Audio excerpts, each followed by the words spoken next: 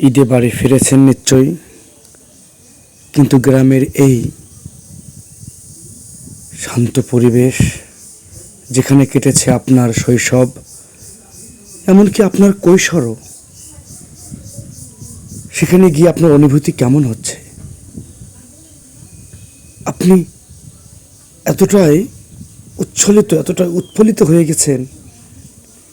এই উৎফুল্লিত হওয়ার কারণে, এত খুশি হওয়ার কারণেই আপনি প্রতি ঈদে কিংবা যে কোনো অকেশনে বারবার ছুটে যান আপনার গ্রামের পথে, যেখানে জন্ম হয়েছিল আপনার, যেখানে বেড়ে উঠেছেন আপনি।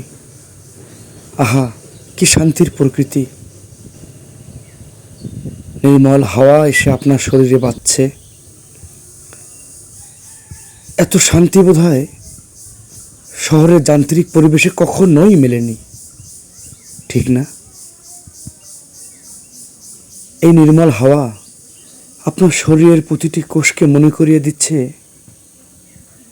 আপনি গ্রামে ছিলেন, আবার গ্রামেই ফিরবেন। দেখুন না, এত সুন্দর পরিবেশ, এই প্রকৃতি, এই রাস্তা, এগুলো ছেড়ে আমরা টাকার প্রয়োজনে কতই না যান্ত্রিক জীবনে বসবাস করি। ইট দেওয়ালের এই শহরে আমরা বসবাস করি শুধু পেটের তাগিদে, অথচ আমাদের মনটা পড়ে থাকে ঠিকই ওই গ্রামে। ঝিঝি পোকার ডাক,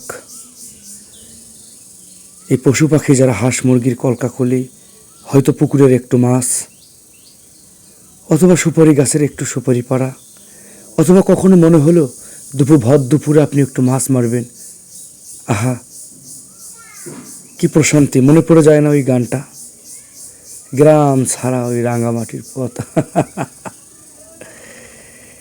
অদ্ভুত, আসলে গ্রামের পরিবেশগুলোই এক অদ্ভুত পরিবেশ, যেখানে আপনি মানসিক, শারীরিক সব দিক থেকে একটি শান্তি অনুভব করবেন। আপনার কাছে মনে হবে জীবন বোধহয় এখানেই সার্থক। কি অদ্ভুত, তাই না? যেখানে আপনার শৈশব কৈশোর কেটেছে, তার টানে আপনি বারবার ফিরে যাচ্ছেন। হয়তো অনেক সময় অনেক টাকা, অনেক পয়সা ইনকাম করে ফেলছেন, কিন্তু তবু কেমন জানি আপনার মন সে গ্রামেই পড়ে থাকে, তাই না? পারবেন না কখনোই গ্রামের এই প্রকৃতি, এই পরিবেশ, এই মায়া, এই মমতা ছেড়ে আপনি থাকতে পারবেন না, অথবা আপনাকে এরা থাকতে দেবে না।